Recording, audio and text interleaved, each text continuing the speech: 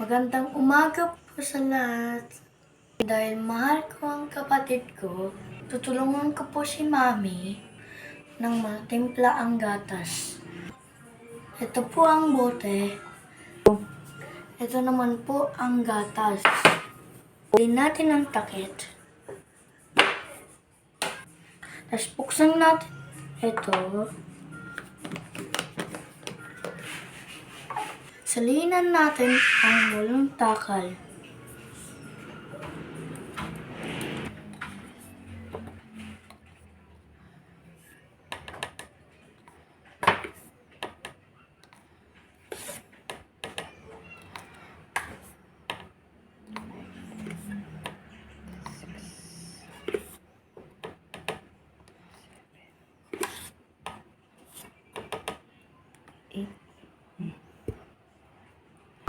Takpan po muli natin.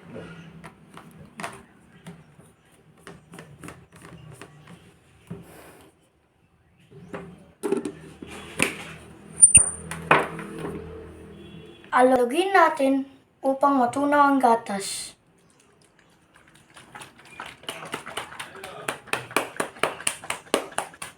Tunaw na ang gatas, ibigay natin sa aking kapatid.